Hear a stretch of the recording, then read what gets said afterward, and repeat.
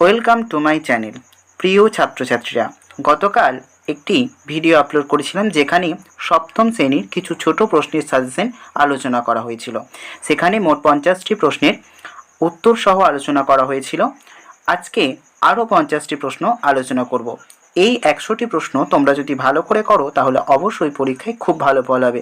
তো দেরি না করে ভিডিওটি দেখে নেওয়া যাক। নদীর মোহনায় সৃষ্টি ফানেল আকৃতির ভূমিরূপকে কি বলে? খাড়ি। নিম্ন প্রবাহে নদীর প্রধান কাজ কি? সঞ্চয়।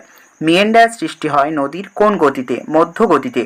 নদীর দুই কূলে পলি জমে কি তৈরি হয়? প্লাবন। আঁকাবাঁকা নদীর গতিপথকে কি বলে? মিয়েন্ডার। ভারতবর্ষের একটি বিখ্যাত জলপ্রপাতের নাম লেখো। যোগ জলপ্রপাত। ভারতের বৃহত্তম নদী দ্বীপ কোনটি? মাজুলি। পৃথিবীর মোট জলরাশির কত ভাগ সমুদ্রের নোনা জল? 97 ভাগ। আর্সেনিক দূষণ ঘটে কোন দূষণের ফলে? জলদূষণ।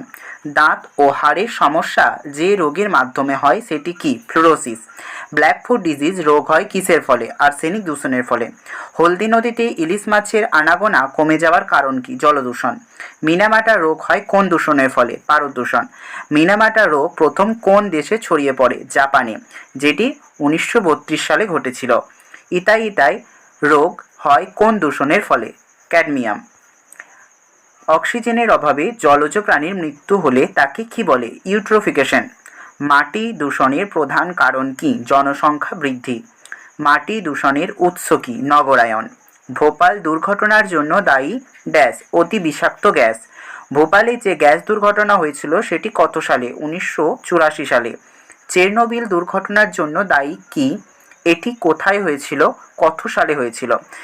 এটি দুর্ঘটনার জন্য দায়ী হচ্ছে পারমাণবিক তেজস্ক্রিয়তা। এটি হয়েছিল ইউক্রেনে এবং 1986 সালে ঘটেছিল। জাপানের ফুকুশিমায় যে দুর্ঘটনাটি ঘটেছিল সেটি কত সালে? 2011 সালে।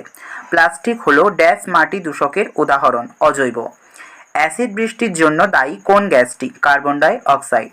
পৃথিবীর বৃহত্তম বনভূমির নাম কি? তৈগা। রাসায়নিক সারের ব্যবহারে মাটির উর্বরতা হ্রাস পায় নাকি বৃদ্ধি পায়? হ্রাস পায়। ভোপাল গ্যাস দুর্ঘটনার জন্য দায়ী কোন গ্যাসটি? এমআইসি। একই শস্যের বহুবার চাষ করলে মাটির উর্বরতা বাড়ে না কমে? কমে। রাইন নদী কোথা থেকে উৎপত্তি লাভ করেছে? আল্পস পর্বত থেকে। ইউরোপের সর্বোচ্চ শৃঙ্গের নাম কি? এলব্রুজ। ইউরোপের প্রধান নদীর নাম কি? ভলগা। ইউরোপ মহাদেশের দেশের সংখ্যা কয়টি? 56টি। রুড ও শিল্পাঞ্চলে কাঁচ শিল্পের জন্য বিখ্যাত কোন শহর? গেলসিনকির্খেন। ইউরোপের রুড ও শিল্পাঞ্চলের প্রধান শিল্প কি? লৌহ ইস্পাত। রুড অঞ্চলের রানী বলা হয় কাকে? এসেনকে। টেমস নদীর তীরে অবস্থিত শহরটির নাম কি? লন্ডন। ইউরোপের একটি বৃহত্তম পুনর্রপ্তানি বন্দরের নাম কি? লন্ডন। ইউরোপ মহাদেশে লন্ডন অববাহিকা অক্সফোর্ড কোন শিল্প গড়ে উঠেছে? মোটর গাড়ি নির্মাণ শিল্প। পোল্ডার ভূমির প্রধান নদী কি? রাইন। নেদারল্যান্ডের বর্তমান রাজধানীর নাম কি? আমস্টারডাম। নেদারল্যান্ডের বিখ্যাত বন্দর কোনটি? আমস্টারডাম। রুড অঞ্চলের প্রধান খনিজ সম্পদ কি? কয়লা।